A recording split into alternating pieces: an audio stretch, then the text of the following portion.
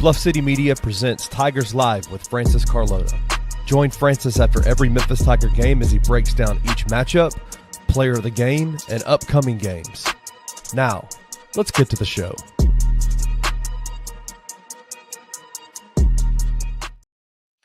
What's going on, everybody? Welcome to Tigers Live. I'm your host, Francis Carlotta, coming at y'all after the Memphis Tigers beat the Temple Owls 90-82. Let's throw that ticker up here. There it is for everybody. Good win. Good win. Memphis gets their get back complete after Temple beat Memphis when they played at Philly. Good response. Good win for the Memphis Tigers. We'll break the whole game down and get y'all out of here kind of quickly because there's a pretty substantial football game in just maybe an hour and a half. So we'll get y'all out of here so everyone can enjoy the Super Bowl. But I'll be joined by Roman Cleary, and I see that he is in the studio. So let me go ahead and add him now. Roman, what's going on, man? Hey, man, how you doing? I'm good. I'm well.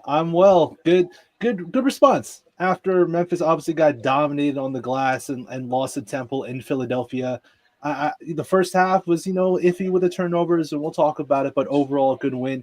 Give me your thoughts on the game, Roman.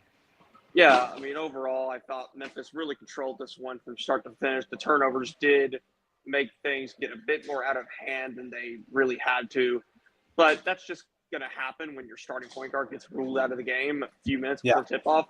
I will say, Memphis not having Tyrese Hunter today, that was not very expected. He was participating in pregame warmups, so something must have just come up shortly before the game started because if you listen to Penny Hardaway's pregame radio comments, he was not expecting Tyrese Hunter to be out of this one. So when that happens, literally just before the game starts, that throws your whole rhythm out of whack, out of sync. So I'm not going to harp on the Tigers too much for the turnovers in the first half there. I think that's totally fair. It's totally fair to not harp on Memphis too much for the turnovers, but at the same time, I don't want to sugarcoat it either. To have 11 turnovers in the first half is just terrible. No Tyrese Hunter or not, the turnovers that were committed were also just really sloppy, just the typical turnovers that we've seen from Memphis, not taking care of the basketball, not valuing possession. So, yeah, of course, losing your point guard and Tyrese is such a valuable part of this team. I'm sure threw everything for a whack, but also you got to credit Memphis for their second half adjustments and their just second half performance in general, because I only had them at two turnovers for the whole second half. Is that for you? Yeah, that's correct. They only had two. They had 11 in the first half and 2 in the second half. Yeah, so I think you have to give Memphis credit for acknowledging what we all knew was the issue, the big one in the first half, turnovers, and doing a much better job in the second half, which led to Memphis basically going off on the offensive side and being the offensive team that I've said so many times up to this point, that when Memphis takes care of the basketball, it's a good offensive team. It really is. They just got to take care of the ball. Roman, what did you see besides the turnovers in the first half that was any cause for concern in your mind? I think the turnovers was kind of the reason Memphis was somewhat failing, if you will, to pull away from Temple there.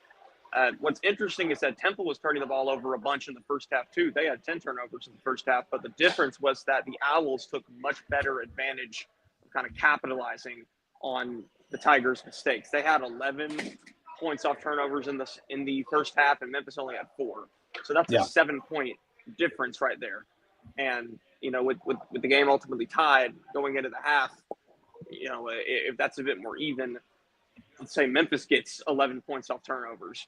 Memphis goes into halftime with a pretty substantial, say, 6-7 point lead, and then they could have easily used that to turn this into a 20-point victory. But they only win by 8. I think, largely because of that, lack of, being able to take advantage of Temple's mistakes on the offensive end in the first half. But to give Memphis credit, they were much better at scoring off the turnovers in the second half there. Yeah, absolutely. No question. Memphis, let me check the box score. I think Memphis had 18 points off of turnovers for the game. Temple finished with 15 from what I see. So, yeah, that has to proof that Memphis did a much better job capitalizing off of the Temple mistakes in the second half. So let's talk about the second half, Roman. Obviously, turnovers were the big issue in the first. Second half, Memphis did a better job taking care of the basketball. But defensively, besides forcing turnovers from Temple shot the ball really well from the floor. And it was, Francis, your mic's gone out, man. oh, totally gone? Oh no, it's here now. It's here. Gosh, I don't know why it does that. I have no idea. But what was I trying to say? Oh, so yeah, Memphis was forcing turnovers from Temple at a high rate, but Temple still shot the ball incredibly well from the floor, even without Jamal Mashburn Jr. So it seemed like to me Memphis was trying to figure out ways to stop Temple just from being so hot from the floor. Defensively in the second half, Roman, what adjustments did you see that may have made a difference? I think part of it is honestly just about regression to the mean. Temple was making some pretty difficult shots in the first half. Let's just be honest there. Yeah, sure, Memphis's defense could have been better, but I thought it was just more about Temple's just pure shot making in the first half than anything else. So naturally, when you're kind of relying on difficult, shots to fall in, when those stop falling in, you're naturally going to, start falling behind if you're not able to adjust. And Temple was not able to, adjust, obviously. So I think that was a big reason why Memphis, continued to pull away there. And again, turnovers were still an issue in the second half, but just not for Memphis. Temple's never really stopped turning the ball over in the final 20 minutes of play. And when you couple that with Memphis shooting better from three, they were 2 of 10 from three in the first half, and they made 6 of 9 or 10 in the second half. Yeah. So when you couple that with Memphis, again, like we mentioned earlier, doing a better job of scoring off of the giveaways in the second half, that's how you got what you ultimately got here. Yeah, I want to bring up this comment as we talk about the defense here from Timo. Where's the defense? Forget the unforced turnovers. It's become way too easy to drive the ball and too many open three-point field goals. This is becoming a reoccurring theme. I'll take the win, though. I think Temple shot uncharacteristically well from three. Yeah. So I don't think it's that big of an issue, at least in my mind. No. The what's the guy's name? Steve Settle, the third. Yeah, he's a good 3-point shooter, but you also got threes from just very unlikely sources that obviously made the stats for Temple shooting from deep look really good. But I think it was still clear to me that Memphis is trying to figure out ways to stop Temple just on the defensive side. You saw Memphis switch to that 1-3-1 zone and put Musa Cisse at the top of a 1-3-1 zone. What did you think of that, Roman? That was that's certainly a choice. I mean, Memphis won the game, so I don't know if it's worth discussing too much there, but that was certainly a wonky decision there, to say the least. Yeah, I personally liked it, man. I thought it was a fun decision to do, just to throw a wrinkle in there to get Temple kind of off any sort of rhythm, and with the way the zone would work, Cisse's not necessarily trying to guard a man. Cisse just has to be this massive presence to kind of disrupt an easy flow on the perimeter, and that's what it looked like for a little. So I thought it was cool for the few spurts that we saw. I want to bring up this comment from Melvin here. Why does Penny keep trying to play Musa and Danger? They score most possessions that the lineup plays. I think I maybe let me see if I understand that. They score most possessions that the lineup, I'm assuming, doesn't play, is maybe what you mean, Melvin. Penny is stubborn when Musa is in with Dane, no spacing. What do you think of the Dane and Musa lineups, Roman? Honestly, I think he does that because of a lack of depth. I mean, when one of your big men, when you have to kick Tyreek Smith off the team before the season even starts, and then you're not able to find a replacement at the midseason deadline, you're going to find yourself in I guess like an unfavorable situation there, a situation with the front court that you don't want to end up in. It's been kind of a running theme all season, obviously, but I don't really think Penny is trying to do anything like, super advanced or good even strategically by putting those two in there. I think it's just kind of out of necessity. Yeah, I agree. And I also think that when they are in the game together, it does help the interior defense and also the rebounding as well. They do a good job they did a better job today rebounding as a team, as a collective. And I thought Dade and Cisse both had really good games, interior in their defense and the rebounding as well. So I think, yes, it's a matter of depth. And I also give credit to Penny for trying to find creative ways to get them to work together on the court, because you have to be creative when they're involved. So I like the lineups, and I think, again, it's a wrinkle that Penny has to utilize because of what you said, the depth issue that the Tigers have. I see other comments in the chat. I'll pull this one up because I got called out. Why is the guy in the blue a negative Nelly today? He usually sees the glass half full. I'm sorry. I'm not trying to be too negative. I am a positive guy. I'm just bringing things up, talking about the game. And we were talking about the first half. And yeah, it wasn't a good first half. And so, but as we transition to the second, things got a lot better. And I want to talk about this guy right here, Dante Harris. Roman, imagine even being in Dante Harris's shoes, finding out so quick to the game that you're going to be now the starting point guard. I thought it was a hell of a game from Dante. Give me your thoughts on this performance. Yeah, I mean, it's nothing too surprising to me because we've seen what Dante Harris can do when he's, playing well. Now, we've seen the rougher version of Dante Harris that's had to get subbed out of games like 5 minutes in, and it's not great. But when Dante Harris is, making shots and making plays on defense and, making plays for others on the offensive end as well, when he's, fully in a groove and he's doing those things, he's a very, I think, valuable piece to this team. And I think choosing to start him in place of Tyrese instead of Barako Koje does tell us a lot about where this backup point guard race is at the moment. I think I've brought it up at least one time on every single Tigers Live for the past couple of games. That is something that Memphis has to sort out. That's what I've been saying. It may not seem overly important when you have PJ Haggerty and Tyrese Hunter as two major players, but we saw what Memphis had to do with one of them out of the lineup here today. And the fact that Dante Harris was able to step into Tyrese's shoes, like you said, on such short notice and play a big workload and produce as much as he did, I mean, it's nothing short of impressive for sure. Yeah, very well said. 14 points, 2 steals, 1 assist, 3 rebounds from Dante Harris on 6 for 8 shooting. I mean, the efficiency for Dante is very impressive, and also the finishes that he had over Temple's big men were very impressive as well. Not just over, but around.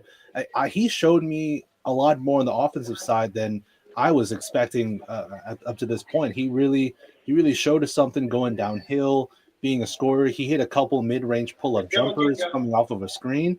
I thought he had a fantastic game. I also want to bring this up as well because last show you had to leave before you can answer. So talk to me about Nick Jourdain's game today. I thought he had a good response after the Tulsa game. Yeah, no, he was way better today. He was obviously not good against Tulsa in the first half. And, I'm sure we're going to have our criticism of Nick Jourdain again in the future when he inevitably has, another shaky outing because it's just the nature of where he is right now. But when Nick Jourdain is playing within himself, and when he's actually playing the role that he's good at, instead of trying to do things that he's not so good at, he can be a very valuable player for this team. Now, again, my one issue is that fans just like to blindly call him a glue guy when he makes mistakes consistently that aren't glue guy-esque, if that makes sense. That's my one real issue with Nick Jourdain. Besides that, I don't really have any, gripes or problems with him. He's a good play. He's a good player when he's actually playing his role properly. Yeah, I agree. We've talked about Nick many times on this show. And I got it just in time. Penny Hardaway's here. Okay, fantastic, Roman. All right, appreciate you always, man. Enjoy your Super Bowl Sunday. Of course, you too. Peace. All right, that was Roman Cleary. He is at the FedEx Forum, and now he's got to go do his press duties for the press conferences as he covers the Memphis Tigers for Bluff City Media. I will send this to a commercial break, and then we just started talking about the second half and Memphis's awesome performance for that stretch of basketball. We just started talking about it, so still a lot to go left to talk about this game.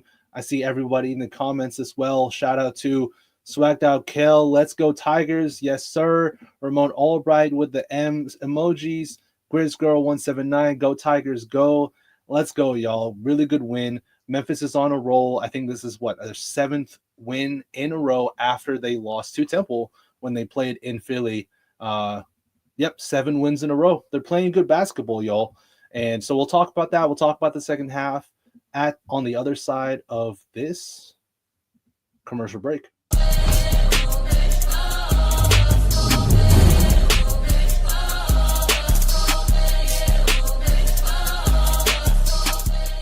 The first player to come out and basically say, hey, the team's the one that's telling me I can't play. If I am that caliber of player, you can't tell me when and when not to play. Like, the thing that I do is I play basketball.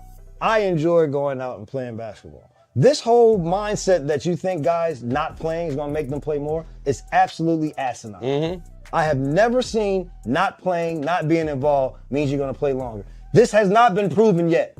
We have now gone through this for years and years on this doing less, are you gonna get more? Doing less means you'll get less. Because at the end of the day, a guy may get hurt just playing. So if I'm already restricting you on doing stuff and then you really get hurt, well shit, you have now done nothing for us. Right. Everybody's like, we're tired of guys not playing, but what you don't realize is guys are not making these decisions on if they're playing or not initially. But what I will say is to those that are playing is take control and onus of your own career. Tune in to the Night Court Podcast with your hosts, Rob Fisher and Brevin Knight, on the Bluff City Media YouTube channel.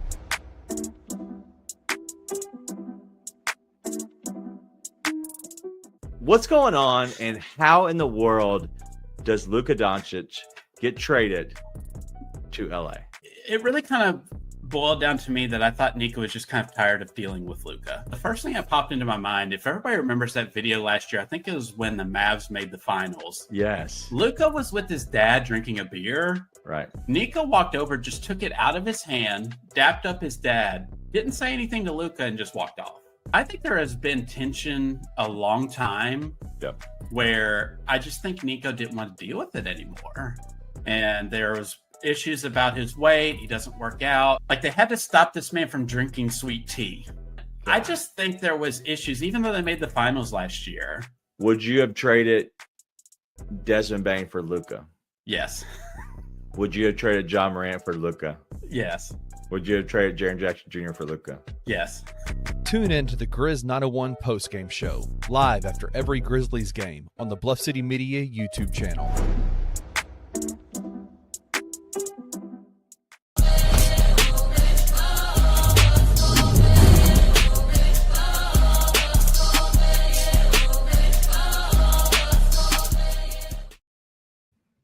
All right, everybody, welcome back to Tigers Live.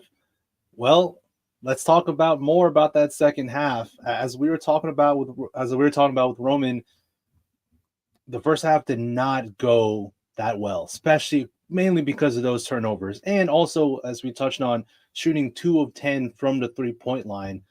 For those who watched the Tulsa game, it kind of felt like a little bit of deja vu with the Tulsa game, where Memphis couldn't hit any threes. And Memphis was in a dogfight with Tulsa at halftime. Partly because Memphis just couldn't hit 3-point shots, and they also still had the turnovers that they just suffer from. But then in the second half against Tulsa, Memphis got hot from deep, and they were able to pull away and get the W against Tulsa. Pretty much the same story here. Memphis was much better from the 3-point line in the second half, and they did a much better job of taking care of the basketball. Memphis only had 2 turnovers the entire second half. They finished with 13 turnovers for the game, and that's so funny because Memphis's average is around 14 turnovers a game. So somehow, some way, they were below their season average after turning the ball over 11 times in the first half. We all know Memphis is a great 3-point shooting team, best 3-point shooting team in the country. Though they didn't show it in the first half, they definitely showed it in the second. They shot 6 for 9 from 3 in the second half, and they finished the game shooting 42%, which is awesome.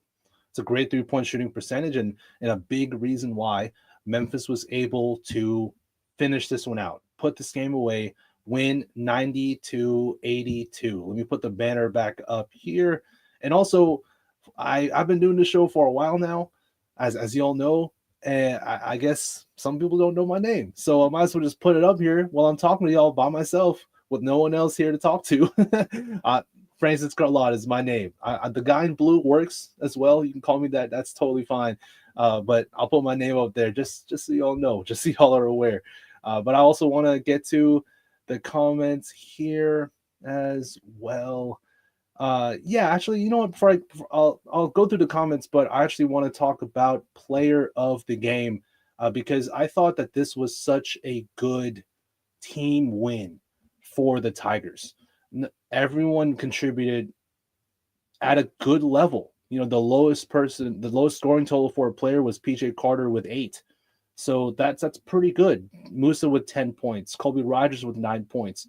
Nick Jourdain, we talked about Nick earlier with Roman. He had 11 points, 3 assists, and 2 rebounds, 1 block as well for Jourdain. That's a really good stat line for Nick. I would like more rebounds for sure, but I think 11 points, that's pretty high up there for what you get from Nick Jourdain scoring wise. So that you just got contributions from everybody. But if I had to give player of the game, and that's the whole point of this segment, I got to give it to Dante Harris. I really do. I know PJ Haggerty had 20 points and 7 assists, 2 steals, 1 block, 2 rebounds.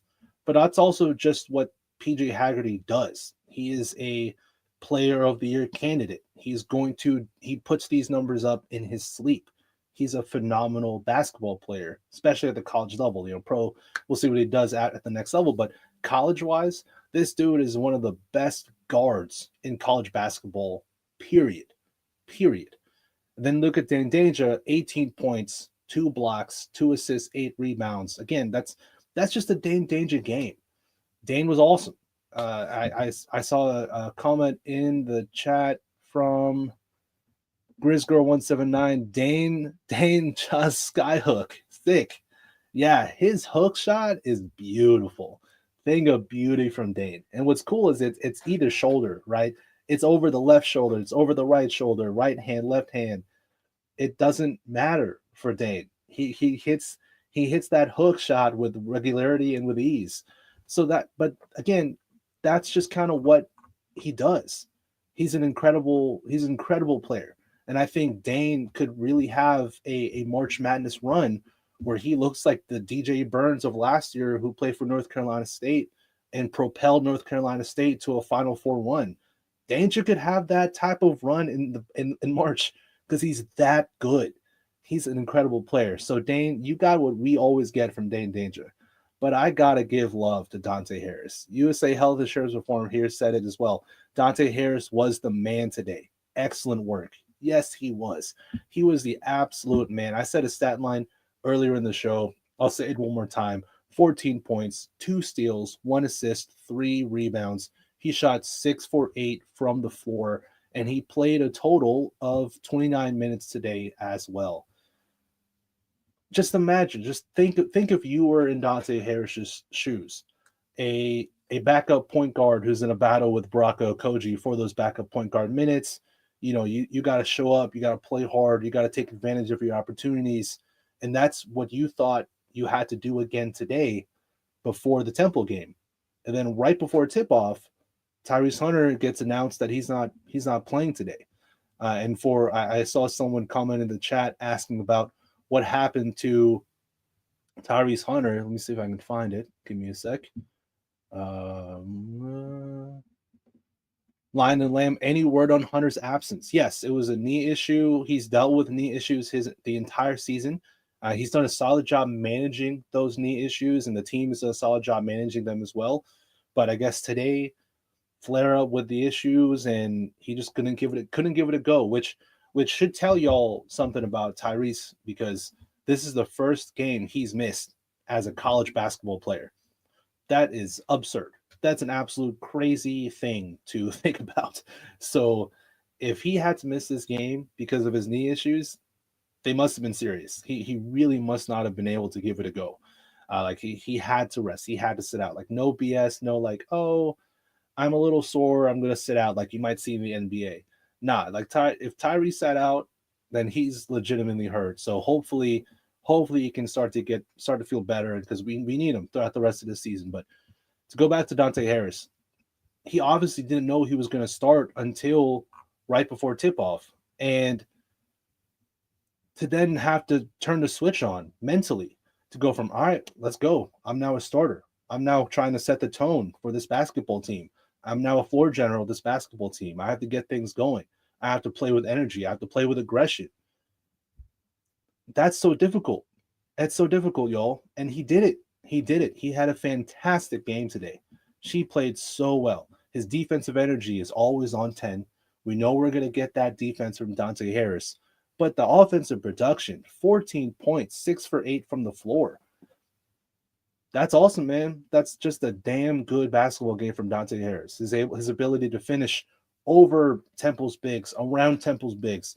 He had a couple pull-up jump shots coming off his screens. He looked really comfortable out there. And that's awesome. It just goes to show that he was such a great pickup by the Tigers, by Penny Hardaway in that mid-season transfer portal time. It was a great pickup for the Tigers. Great game for Dante Harris. So I gotta give him player of the game for sure. Like that's it. Timo said here he started 2 years, averaged 12, 4, and 4. Yeah, he has experience doing so, no question. I just think for me, that's not his role in Memphis. He's definitely not going to be the starting point guard for the Tigers. That's not why he was brought in when he came to the Memphis Tigers. So he had to adjust mentally to think back, like, all right, like I can do this. I've done this before, but I'm like that switch to flip is not that easy. So I think you got to give him credit for being able to adjust his mentality so quickly and play with such confidence in a big game, in a really big game. Because again, remember, y'all, Memphis lost to Temple when they first played. It's the only regular season AAC loss for the Tigers was against Temple. So this was a big game. So I can only be positive and give Dante Harris so much praise and credit for that performance today. Yeah, he was great. So he's my player of the game for sure. Well, let me talk moment of the game now as I pull it up on my notes. Yeah, my moment of the game, definitely that PJ Haggerty moon ball 3. That moon ball 3 that pushed the Memphis lead up to 15, 79-64. Man, that it's just come on, man. Come on, PJ. Like he's an incredible scorer. He just knows how to put the ball into the hoop.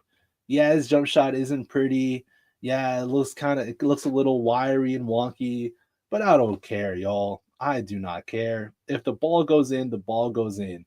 And PJ Haggerty is one of the best players in the country at putting a basketball into the hoop.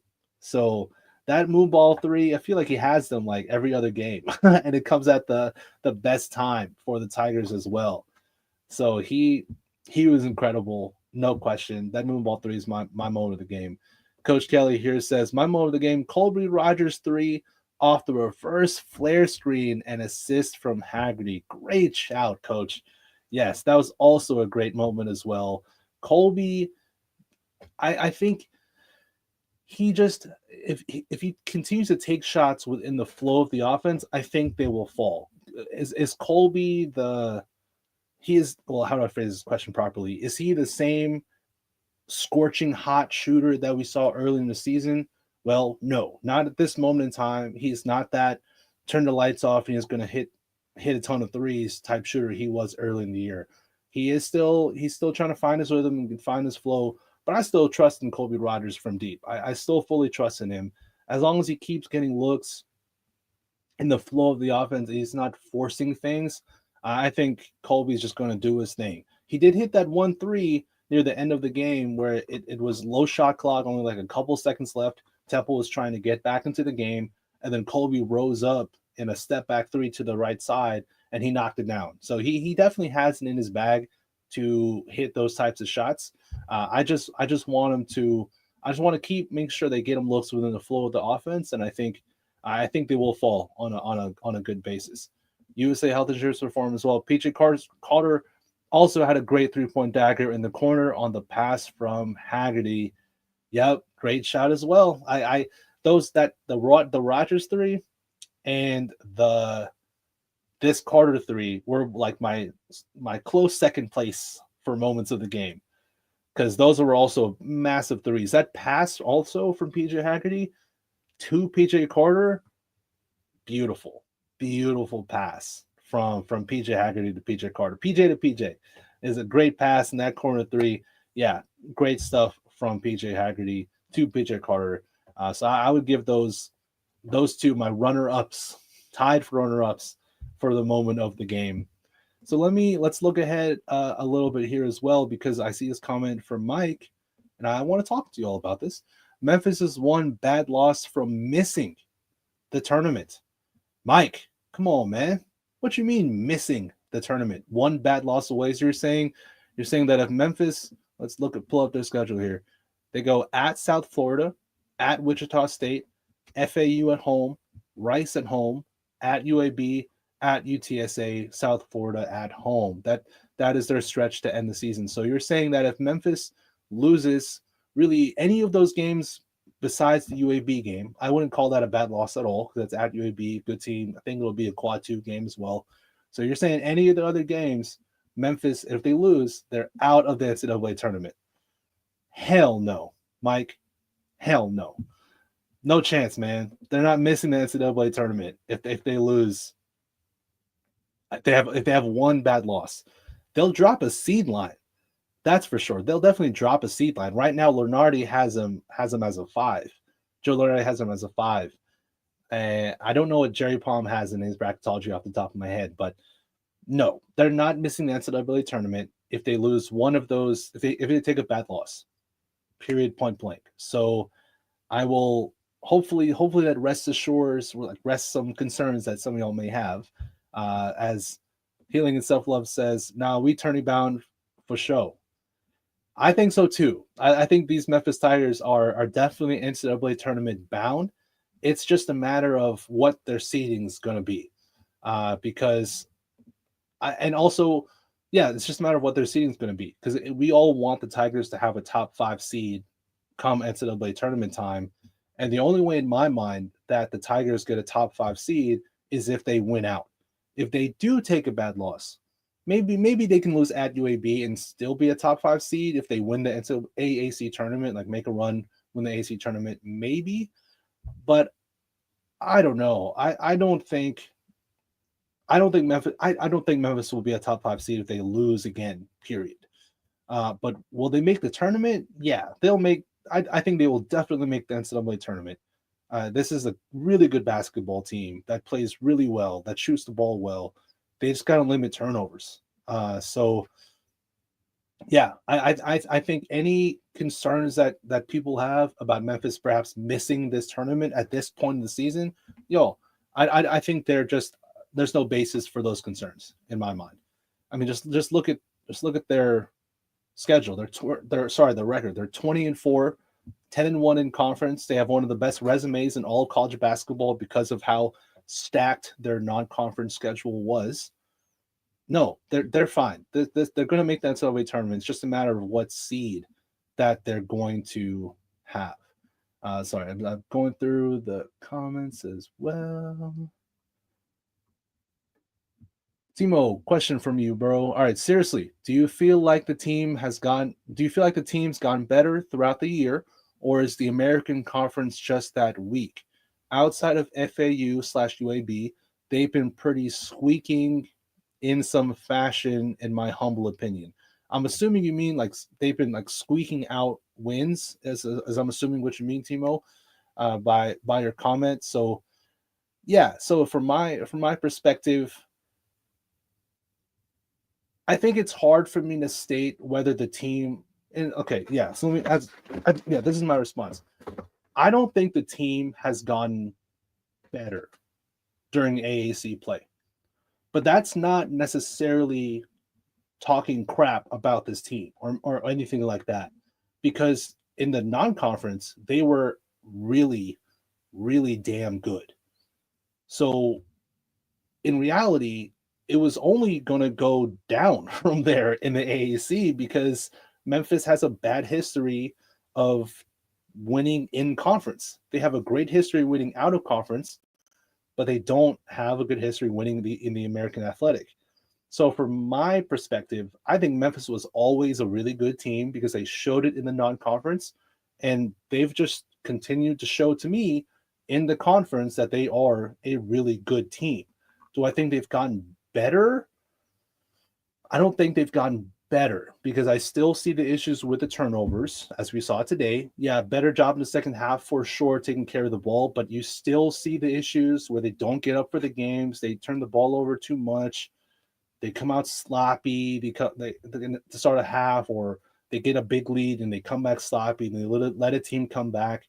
Yes, Memphis does a really good job winning close games. They're one of the best teams in the country at winning in close games. But the problem is these games shouldn't be close in the conference. I think the only way for me to sit here and state that Memphis has gotten genuinely better in the conference is if they were blowing teams out on a nightly basis. And like this game against Temple, that if that's a complete blowout, Tulsa, Wichita State, Rice, you can go on and on. Yes, Memphis won, and that's awesome. That makes me very happy. But I think the only way I can just genuinely state that Memphis has gotten better is if Memphis if they just kept blowing teams out, because that's what they should be doing in the American Athletic Conference, but they're not. And I don't think that's a cause for concern per se, because I think Memphis plays up to their competition, as we all know that Memphis plays up to their competition. So I don't think it's a point of concern. I just think Memphis is a really good team. They show that in the non-conference, and they're still showing that now, that Memphis is a really good team. My opinion of the Memphis Tigers has not changed at all. I think this is a damn good team. I've thought that for a while. LeDerwin Young says here, I noticed they only turn the ball over when they play down. When they play big schools, their turnovers are down. So when the dance starts, I think they will do a better job keeping the ball. I agree. I think Memphis, once they hit the NCAA tournament, I think you'll see a Memphis team that's going to play up to their competition. Even if it is a 5-12 game or a 6-11 game or a 4-13, whatever it may be. So say Memphis is a pretty high seed in the NCAA tournament. I don't think Memphis is going to play down to their opponent because it's the NCAA tournament. I just don't think it'll happen because they'll be ready to go. They'll be up for it. So hopefully it answers your question, Timo, because it's a great question, by the way. I very much appreciate you asking. But it's just a really good team, just a really good basketball team, and that has not changed. My opinion of this team has not changed throughout these games, even in the close wins. It hasn't changed. I think this is a really, really good squad. Let me see this comment here from Wayne Kelly. The game film from the non-conference is circulating. Good coaches are scheming against the Tigers. Tiger coaches and players will need to adjust. I think that's a great point, Coach. Great point. And that's also the thing with conference play. No, there are no teams in the country that know you better than teams in your own conference. Period. Because you see them every single year. Yeah, the roster changes, because especially in today's day and age of the transfer portal, but the coaches mostly stay the same. And these coaches have coached against Penny for a while now, and they know Penny, and they have their own opinions about Penny, which is why they picked Memphis second in the conference instead of UAB. Picking Memphis second behind UAB. But they know what he wants to do to a decent extent. And so it's harder. It's just not. It's definitely harder in ways that we may not know from our perspective to win in conference. So that's why I still think it is impressive that Memphis is at this point in their schedule 10-1 in the AAC. Do I need to go back to last year at this point?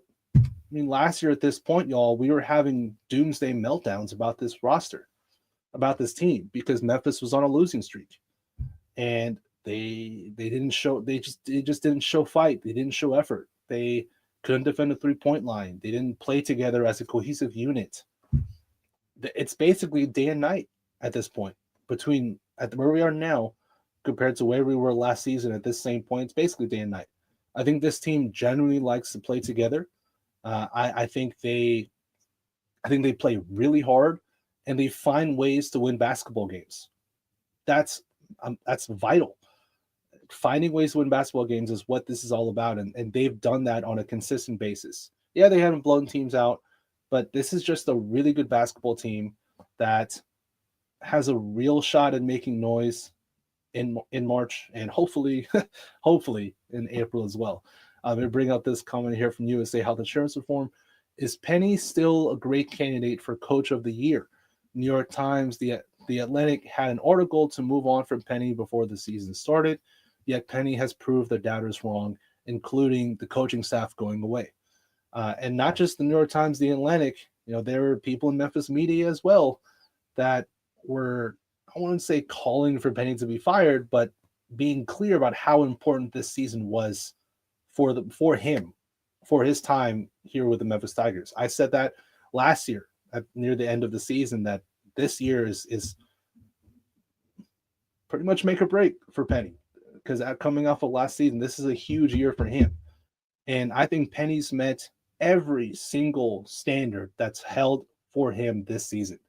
I think he's exceeded all those standards, because if you told me that right now, with the roster turnover that they had, with the coaching staff changes that they had, that Memphis would be 20-4, 10-1 in the conference, ranked 17th in the country, with a real shot at a top 3 seed. Because if they win out, I think they could be a 3 seed.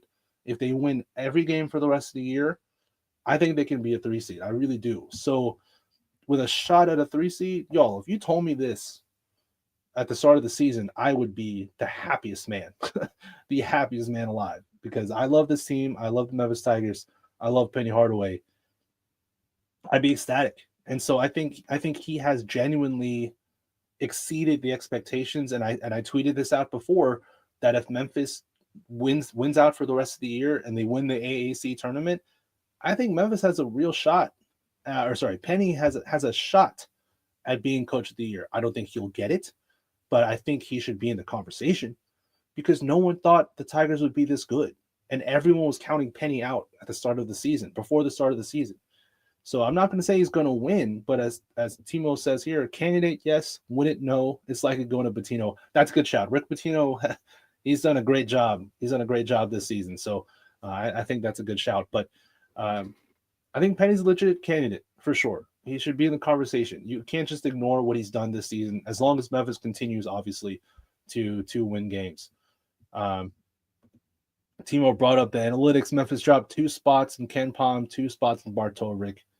What else is new, man? What else is new? The sky is blue, grass is green. Yeah, that's the only way Memphis goes up in these analytics, and which is why I don't really talk about them. I don't know if y'all notice, everyone who watches the show, I don't really talk about them because I don't really care. I don't really care about Memphis dropping 2 spots in Ken Palm and Bartovik. I just don't. I care about Memphis winning basketball games. And so if they can keep winning basketball games, no matter where they are in the Ken Palm, no matter where they are in the net, no matter where they are in all these analytical sites that do a fantastic job with those analytics, nothing to take away from them at all. Just for me, I don't really care. I just want Memphis to keep winning games, and that's it. Keep winning games and learn from mistakes. I did say before that I don't think Memphis has necessarily improved, but that's because they were so good in the non-conference, and they've just continued to be really good in the AAC. But there's still time. There is still time left in the season for Memphis to show me that they are a better team than they were earlier in the year, because they go, like I said, at South Florida, at Wichita State, FAU at home, Rice at home, at UAB, at UTSA, then South Florida at home. If Memphis wins out, that'll show to me that this is a really damn good basketball team. If Memphis improves things, they take better care of the basketball, they start blowing these teams out in the manner that we expect them to, then all right, then I'm going to sit here at the end of the season with Memphis being number 1 in the conference, winning how many games is that? That's 7 games. That means Memphis would finish the season 27-4. y'all, if Memphis finished 27-4, 17-1 in the conference, then yeah, I would think Memphis is a better team that they've improved in conference play. So there's still time. There's still time for Memphis to show me that they've genuinely improved. I just think they're a really good team. And that opinion has not changed ever since Maui. I thought they were really good after Maui, and I still think they're really good now. So this is a really good team that has a real chance at making noise in March. All right, so let's get up on out of here, especially with a certain football game starting in I thought it was at 3:00. I guess it's at 3:30. I'm looking on ESPN. See, it's 3:30. So hour and a half, hour 20. So I know y'all got parties to go to. Y'all got to get your food. You got to get your snacks. You got to go see family, friends. Hopefully, at least, y'all doing something for the Super Bowl. I'll give my pick for the Super Bowl, and let me know what you're picking for the Super Bowl in comments as well. I'm going to pick the Eagles to win the Super Bowl. All right. I'm picking the Eagles to prevent Mahomes from three-peating. I think Jalen Hurts gets a ring. I think Saquon gets a ring. A.J. Brown, that Eagles defense, I think they do it for Philly. So though Temple lost, and yeah, Temple's in Philadelphia, I think the other team in Philly gets it done today on Super Bowl Sunday. That's my prediction. I'm no football expert by any stretch of the imagination, but I'm picking them to win this game. Should be a great game. I'm really excited. I'm also really excited for Kendrick Lamar's performance. That's really what I'm excited about. The game is going to be a good one, but I'm pumped for Kendrick's halftime show. But all right, y'all. That's Tigers Live. Hopefully, y'all enjoyed the show. To everybody in the comments, thank you so much for tuning in. I know it's y'all got a lot of stuff going on today, so I appreciate all y'all for tuning in to Tigers Live. Be sure to subscribe to Bluff City Media and turn the alert notification bell on too, so you can be notified every single time a show gets dropped on Bluff City Media. They put out amazing content. There's so many awesome shows that this network puts out, and I'm just happy to be a part of it. So y'all subscribe to Bluff City Media. Everyone like the show, hit that like button, up our numbers. Every like matters. If you're on Twitter, go to YouTube, hit the like button for us as well. But to everybody who tuned in, I hope you'll have a great Super Bowl Sunday, and I'll see y'all next time. Peace. Thank you for listening to this episode of Tigers Live. If you enjoyed this episode, like and subscribe to Bluff City Media's YouTube page. For comprehensive coverage of all things Memphis sports, head over to www.bluffcitymedia.co and find out how you can become an insider. We will see you back here next time.